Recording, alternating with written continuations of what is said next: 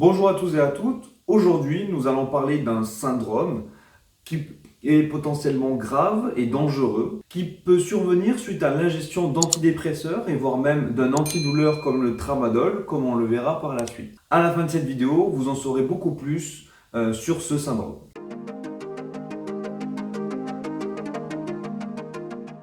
Avant d'entrer dans le vif du sujet, il est important de comprendre qu'est-ce que c'est que la sérotonine. Vous avez sûrement déjà entendu de l'hormone du bonheur. Eh bien, c'est la sérotonine elle-même. La sérotonine, c'est donc un neurotransmetteur qui a pour rôle au niveau cérébral la gestion des humeurs. Il faut aussi savoir que la quantité de sérotonine libérée au niveau cérébral est étroitement liée avec l'activité motrice. Et on verra un petit peu plus tard pourquoi il est important de se mettre ça en tête pour pouvoir continuer dans notre explication du syndrome. Donc, qu'est-ce que c'est le syndrome sérotoninergique? C'est un effet indésirable, voire potentiellement mortel, comme on l'a dit en introduction, qui est lié à un excès d'activité de la sérotonine au niveau cérébral et au niveau périphérique. Donc, ce syndrome, il peut survenir tant aux doses thérapeutiques qu'en cas de surdosage. Mais le plus souvent, les intoxications, ou plutôt le syndrome sérotoninergique, sont rapportés suite à des interactions médicamenteuses entre différents médicaments qui ont donc une activité sérotoninergique. On compte parmi eux le tramadol, les triptans par exemple, les antidépresseurs, que ce soit les antidépresseurs tricycliques, les ISRS ou même les IMAO.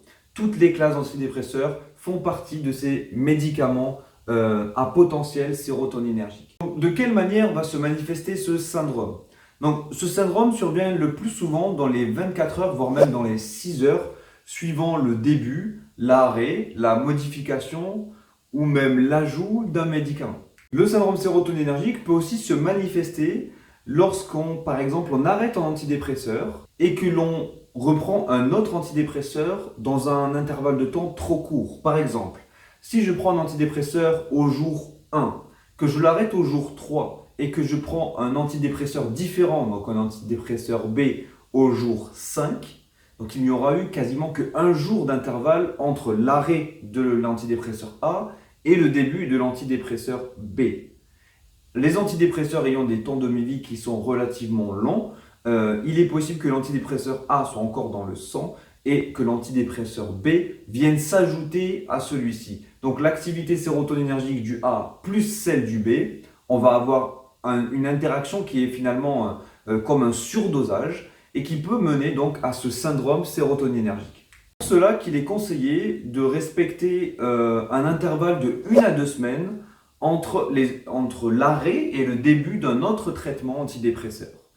Évidemment, il y a une exception qui est la fluoxétine, donc c'est un antidépresseur, donc c'est un ISRS, pour lequel il faut respecter un intervalle de temps légèrement plus long. Ici, ce serait 5 semaines, tout simplement parce qu'elle a un temps de demi-vie qui est beaucoup plus long. Et donc, il faudrait avoir un intervalle de temps plus long entre l'arrêt et le début d'une autre molécule.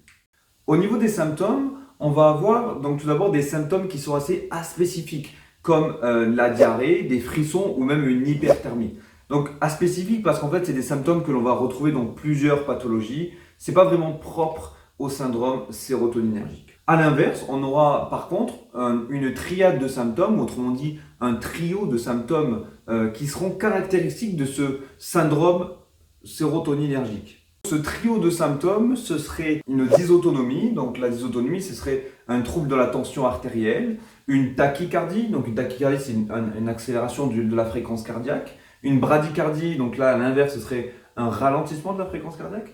On a aussi des anomalies neuromusculaires et surtout ce qu'on appelle une acathysie. Donc l'acathysie, ce serait, donc c'est très caractéristique du syndrome sérotoninergique. Ce sont des petites secousses musculaires qui font penser un peu à des spasmes. Et donc ça, c'est vraiment quelque chose qu'on va remarquer et que l'on va voir très souvent chez le patient atteint de ce syndrome.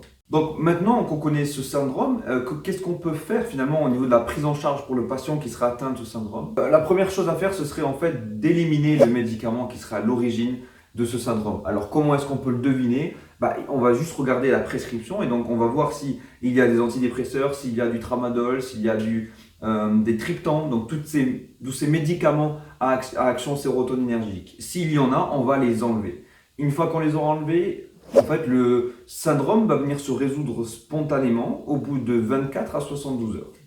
En attendant que ce syndrome se résout, évidemment, même si c'est assez court l'intervalle de temps, même si en 24 heures, 72 heures, ça se résout, il faut traiter les symptômes sur le moment. Donc, les symptômes sur le moment qui sont les plus handicapants, on aura notamment l'hyperthermie. Et pour l'hyperthermie, ce qu'on va faire, c'est qu'on va notamment traiter l'hyperactivité musculaire en donnant des benzodiazépines ou des curarisants pour leur activité myorelaxante. Donc, on va relaxer les muscles.